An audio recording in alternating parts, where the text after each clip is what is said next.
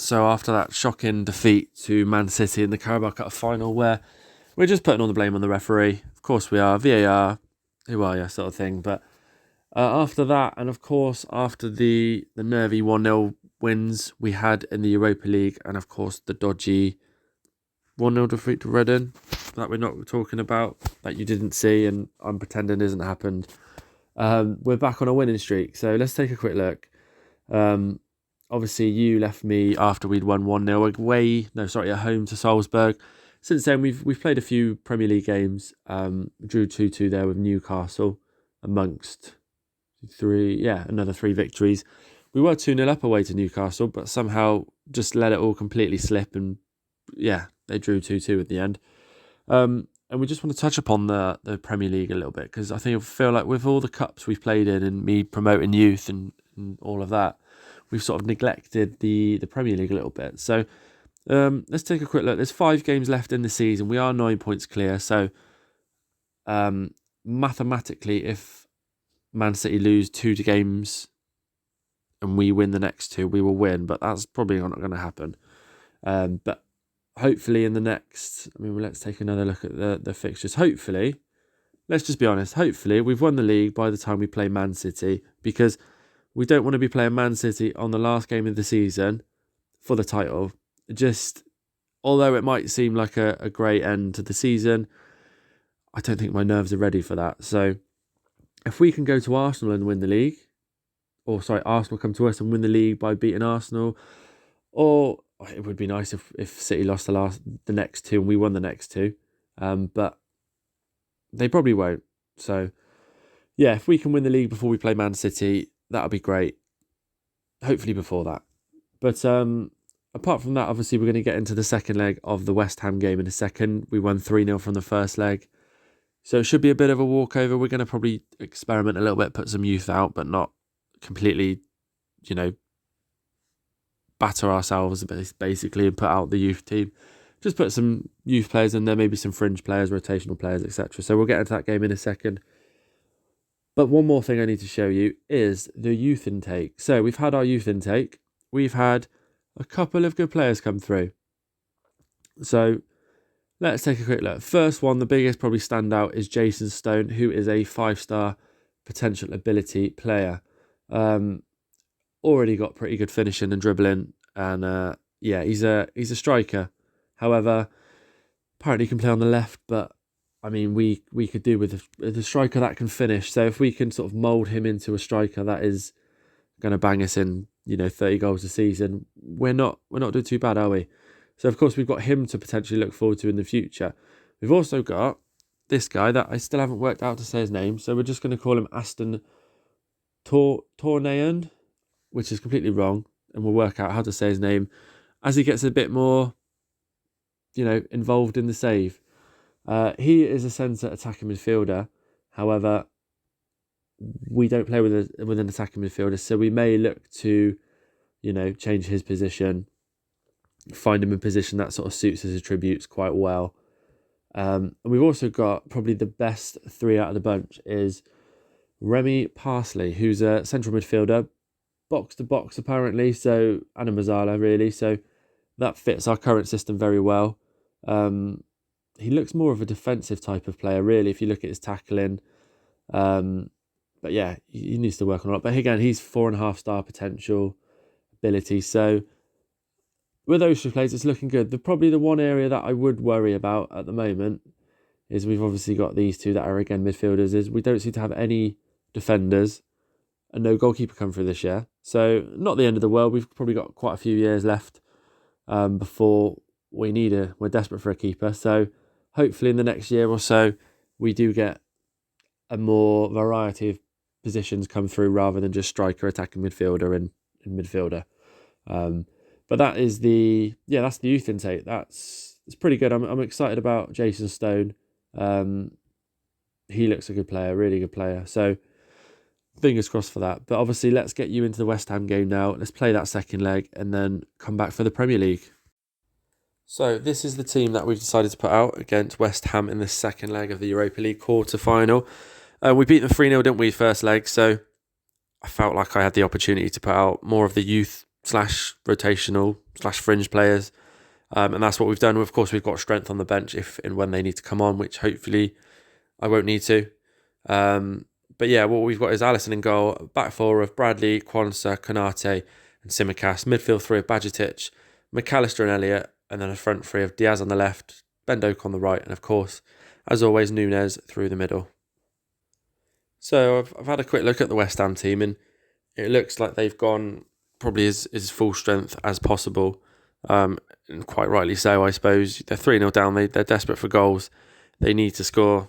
They need to score three, of course, have any chance of getting through. So they're desperate for goals. Of course, they put out their first team, but I thought that's an early West Ham corner. But I thought it's probably the best opportunity I'll have now before the end of the season to put out my youth players. I suppose they're not technically youth players anymore, but my up and comers, my fringe players, rotational players, because obviously with the semi-finals coming up, I think we will play.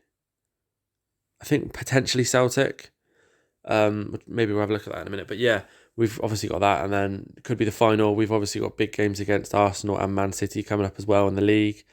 So yeah, there's plenty of big games to be played, and there's probably not going to be much more of an opportunity to put the youth players in after this. And what bigger game than a Europa League quarter final? So, and a West Ham team at full strength isn't exactly a team to be messed with, is it? So I think if we get a good result out of this, obviously a win would be ideal, but a draw would be pretty good as well. There's Doak now running into the box, and he's put that over there. But so I'll be happy with. Of course, I'll be happy with the draw. The team that we put out, I think, away at West Ham, definitely be happy with the draw. But I'd also like to sneak a win, so let's not give up too soon. We look like we're playing quite well at the minute, dominating the ball, and getting some good shots in. So plenty of possession there, 66%. Bit of a quiet first half, apparently. 0-0, we'll take that. They obviously won't. I imagine they'll probably change formation a little bit and come at us a lot more in the second half. But yeah, with that XG there, we're probably unlucky to not be ahead. But I'm just looking, thinking, do I take a couple of players off? Of course, we got Kwanzaa there on a yellow card, and I think I'm going to take them both off. Morton can go on there. I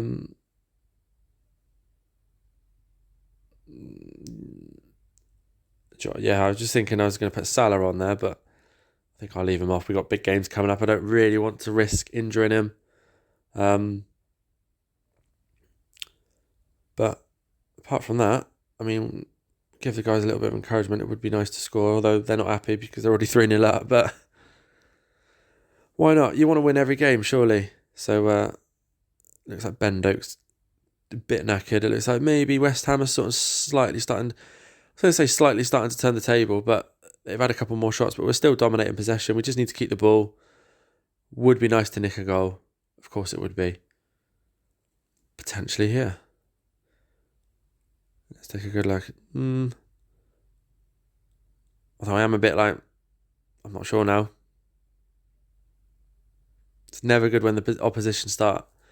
Oh, I thought that might be a dodgy pass then, but it's never good when the opposition start passing the ball out around with a bit of authority. Although we have got the ball back here. No, we've lost it again. Looks to be a bit scrappy in the middle of the pitch there, doesn't it? But West Ham with plenty of the ball all of a sudden. It's headed down for Kudus, and that's 1-0 in the 88th minute. It's too... Give the boys some encouragement. It's too late in the game for them to catch us back, of course, but I don't really like losing games. We've lost one there, so yeah, that's not good, is it? Not really. But we're through. So I wonder if we can take a quick look at who we may have in the semis. It could be Celtic. I think it is Celtic. Just wanted to confirm with you guys that we are indeed playing Celtic in the semi-finals. We've got the away leg first. So we're back at Anfield for the second leg. And just on top of that, we've got Alisson that is asking for a new contract on the back of that game. 300 grand a week to 375. So, looking at a cheap deal there, really. So, yeah, just to confirm, it of course is Celtic. So, the team to play Brighton, we have gone pretty full strength with this squad. We've obviously made a couple of little tweaks. We've got Bendoke playing, and obviously Bajcetic, which is probably my starting DM now, really, when he's fit. But of course, we've got Alisson in goal, Trent, Konate, Van Dijk and Robertson along the back four. The midfield three is Bajcetic, Gravenberch, Szoboszlai, and up front we've got Mo Salah through the middle with Bendoke on the right and Diaz on the left. Núñez wasn't fit, so that's why we made that tweak up the top there. So we're about to kick off, and this has become quite a big game for me. Just show you. Well, let's keep an eye on the man. I was going to say Szoboszlai with an early corner there. I was just wondering if we were going to take an early lead. Comes back to Konate, Van Dijk. Hits over. We did lose, and I apologise for not showing you this earlier, but we did lose the Brentford game. So if you look at the table, Man City have closed the gap. We lost 2-0 to Brentford away. An absolute shocker of a game. I don't know how we lost. But yeah, they have the opportunity now. We were talking about being 9 points clear. If we don't win this, then Man City have the opportunity to close the gap to 4 points. Well, 3 points if we lose it, 4 points if we draw it. So we desperately need the win, really. We're looking positive. That's to start with. I mean, Man City are Man City. They're probably going to win the rest of the game. So we need to start picking up points. We lost that game to West Ham that you saw earlier on in the episode. Oh, Diaz there's hit the bar. Oh, we so needed that. But yeah, we lost to obviously West Ham. We lost to Brentford. This is a pretty big game now.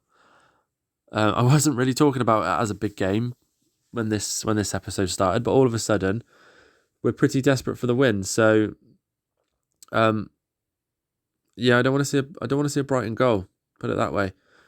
And then of course Man City. I'm trying to work out the points as well in my head as we're sort of playing this game. So I'm assuming this is no.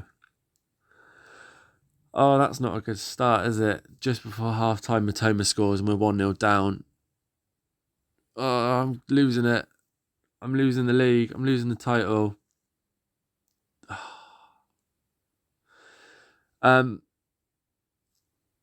Let's just assume Man City win their game later. They go to 80 points. So they will be 3 points behind us with 3 games left.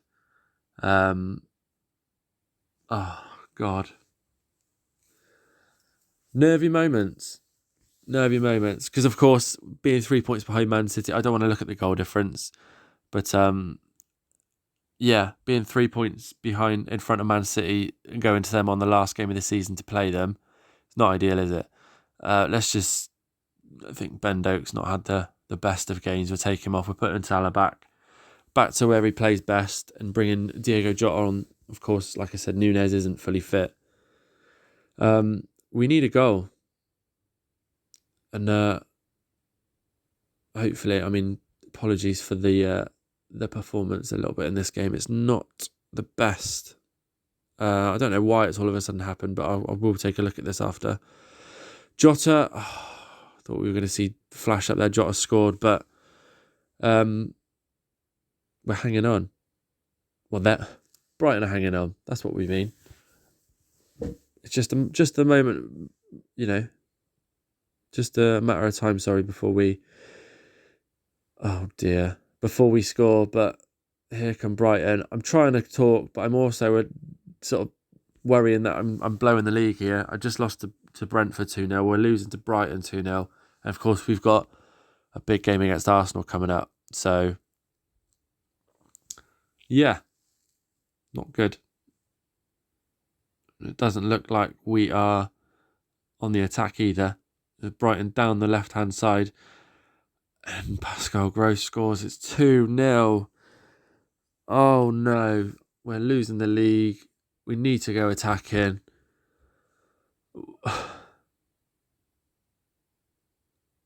I don't really know what to say, guys.